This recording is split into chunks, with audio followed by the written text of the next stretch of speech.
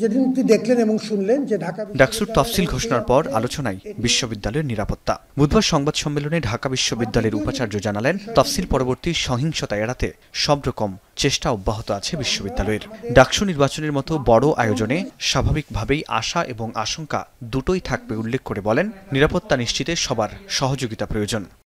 আইনশৃঙ্খলা রক্ষাকারী বাহিনীগুলোর সাথে আমাদের প্রক্টর অফিসের সমন্বয়ে প্রতিদিন যোগাযোগ, ছাত্র সংগঠনগুলোর সাথে আমাদের আনুষ্ঠানিক এবং অনানুষ্ঠানিক যোগাযোগ অব্যাহত আছে। একই উপলক্ষে একাধিক ছাত্র সংগঠন মিছিল করেছে, কোনো রকম বড় মাপের দুর্যোগ ছাড়া। যেহেতু এই ডাকসুকে কেন্দ্র করেই তারা অনেকবার বিভিন্ন পর্যায়ে একসাথে হয়েছে, আলাপ করেছে, একসাথে হয়েছে, সাংবাদিকদের সামনেও বহু দফা আলাপ হয়েছে, তাদের মধ্যে একরকম সহনশীলতা গড়ে উঠেছে ধীরে ধীরে। এগুলি সবই ভালো লক্ষণ। এদিন খসড়া ভোটার তালিকাও প্রকাশ করা হয়েছে, যেখানে মোট ভোটার ৩৯,৯৩২, ছাত্রদের ১৩টি হলে মোট ২০,৯০৪ জন ভোটার, যা মোট ভোটারের ৫২.৩৫%। অন্যদিকে ছাত্রীদের ৫টি হলে মোট ভোটার ১৯,০২৮ জন, যা মোট ভোটের ৪৭.৬৫%।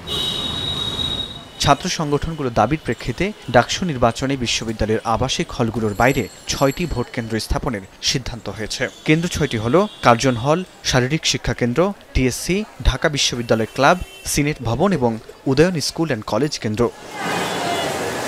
নির্বাচনের সহসভাপতি সহ মোট ২৮টি পদের বিপরীতে লড়বেন প্রার্থীরা। ছাত্র সংগঠনগুলোর দাবির মুখে এবার গবেষণা ও প্রকাশনা সম্পাদক, ক্যারিয়ার উন্নয়ন সম্পাদক, স্বাস্থ্য ও পরিবেশ সম্পাদক এবং মানবাধিকার ও আইন বিষয়ক সম্পাদক নামে ৪টি নতুন পদ তৈরি করা হয়েছে।